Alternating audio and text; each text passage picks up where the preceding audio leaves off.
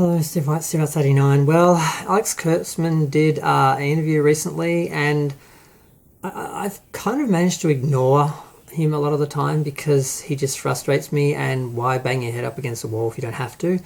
But he did bring up one of the most dreaded things in like Star Trek lore, the idea of a Star Trek musical, so I had to sort of pay attention to this one.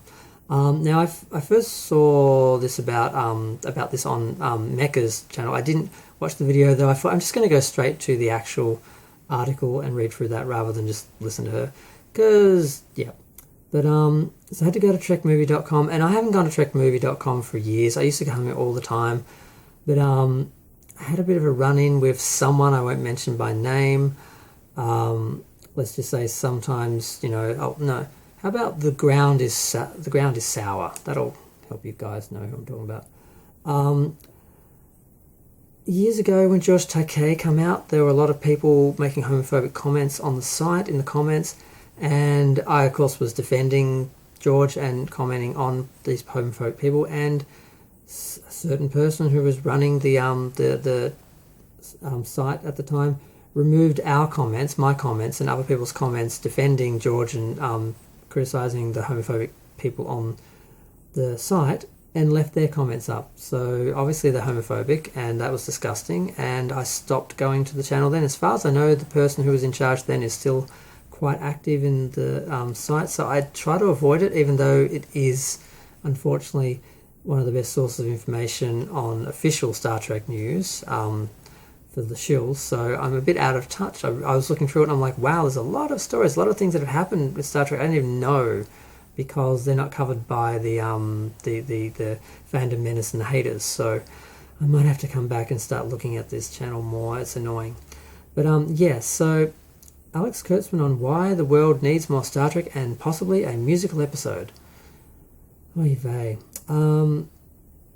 So yeah, they talk about after he's basically been in charge of the show for 4 years now, in charge of the franchise, which was a nice little parting gift Les Moonves gave us as he was being removed from CBS for allegedly raping and assaulting women. And Kurtzman's basically been given like godlike power on the Star Trek franchise, and unfortunately he's one of the worst people to be in charge of it because he doesn't know what Star Trek is. He doesn't like Star Trek. He sees it as just a platform for politics, not as a science fiction show to tell stories, so that's a little bit of a conflict there. And they go into like why Star Trek is still relevant and still matters. And he goes into something which is, it's not that it's not true, it's just that it doesn't apply to his Star Trek. He's basically just saying that we're in a really bad situation in the world at the moment, and we have to question a lot of our issues, and Star Trek sort of speaks to that sort of questioning of society, and that it's relevant and that could be true. And again, given the state of the world, we're as close as we ever have been to a civil war since the Civil War, and Star Trek gives us a roadmap, a potential, and that basically science is sort of what defines the relationship of science and humanity, where you have people using science to problem solve. Unfortunately, that's not what he does in his Star Trek. In his Star Trek, all he has is Michael Burnham show up like a superhero and save everyone, and everyone is just standing around waiting for her to save the day because she's the only one who can do it, because she's like this superhero character. And that is not... He goes into saying how Star Trek's a family, and these people work together, and that's how we sort of view them, but yet he totally just tosses that family away and ignores that ensemble sort of casting and characters like Next Gen had, and Voyager had, and Deep Space Nine had, and the original series had, although the original series was more Kirk, Spock, McCoy, and then the other characters. But so it was just bizarre to hear him say, yes, this is what Star Trek is, and then not make it. It's like so frustrating.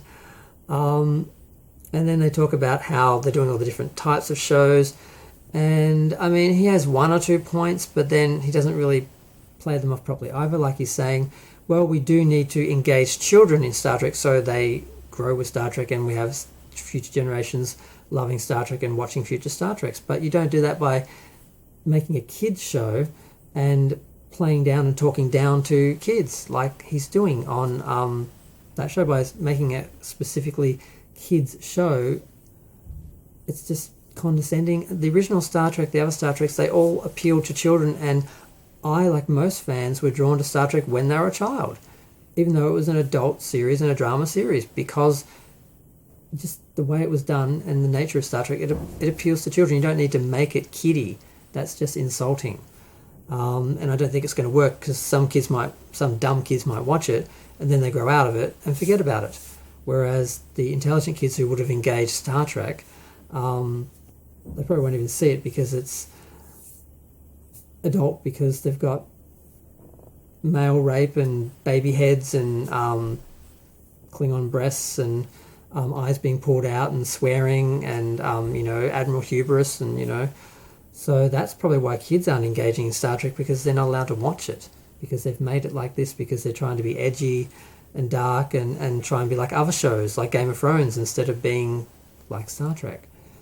So it's frustrating to hear him talk about Star Trek and almost sound like he knows what it is, even though he just seems to be spitting out talking points that he's rehearsed or someone's given him, because he's not applying any of these to the way he actually sees and produces Star Trek. And the fact that he's talking about it scares me, because it's like, Clarice just got cancelled, so now he's got nothing else to work on. He might come back and focus on Star Trek again. The idea that he was going to leave Star Trek alone for a while and let Akiva Goldsman and some other people be in charge gave us some hope that we might get a different Star Trek, that Strange New Worlds might be good and Picard might get better, or Discovery might change into a show that resembles Star Trek. I don't see any of that happening if he's back in charge. He's going on about streaming and basically, and this just everything he says is wrong. He's going on, well, not wrong, but doesn't apply to his Star Trek. He's saying how, well, we can't do Star Trek on network TV anymore because it's too expensive. People, like, the line between TV and cinema is gone, and people expect this giant scope. They don't have the budget to do that anymore.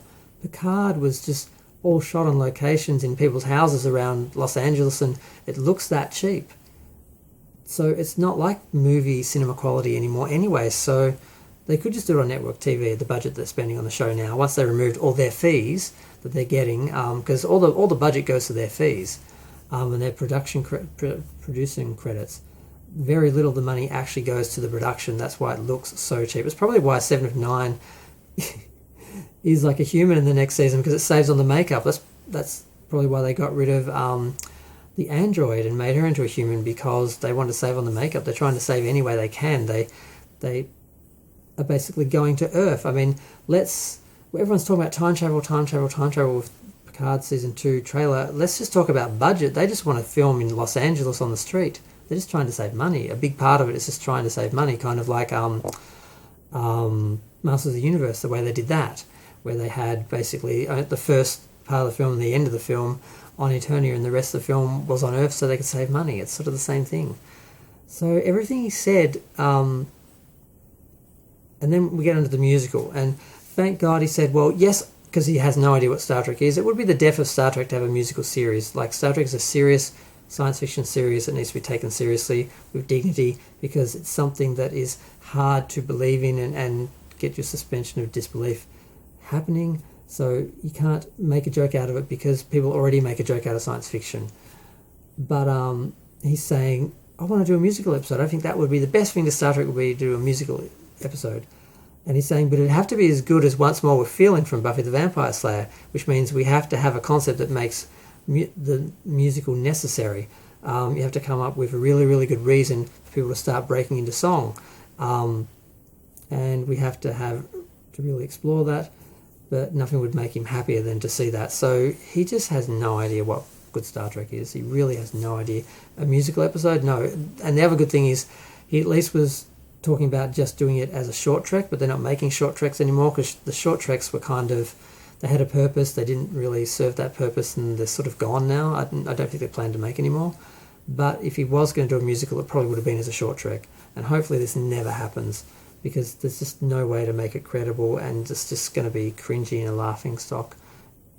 And it's hard enough to have science fiction taken seriously. We don't need stuff like this. Buffy was different. Buffy already had its tongue in its cheek permanently from the beginning. Star Trek is a different thing, and he doesn't understand. But yeah, so that was torture.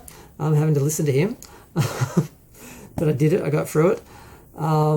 Feel free to share, like, comment, subscribe. Let me know what you think. I just want him gone. I just want new people who know what Star Trek is to produce Star Trek and do good Star Trek. I don't care what the cast, the actors is. It's not about diversity. It's not about any of the things that other people get accused of, being homophobic or all that, and racist and all that, and that's why they don't like Star Trek and Star Wars.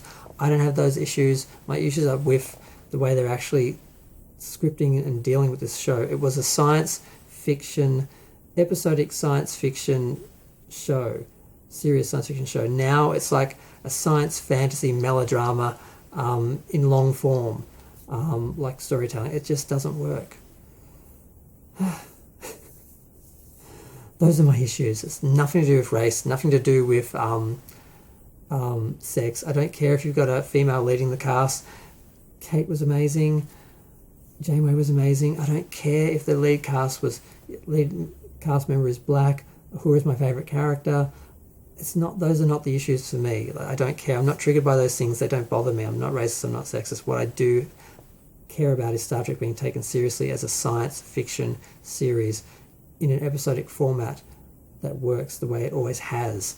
Doing it the way they're doing it, which is just the popular way. Everything is just a popularist choice because he doesn't know what Star Trek is. He's just doing what he thinks will work or what he thinks will do the best. Like, let's make it like Star Wars. Let's make it like Game of Thrones. I have to stop. I could just go on forever ranting about this because he drives me nuts. I'm going to go. Bye.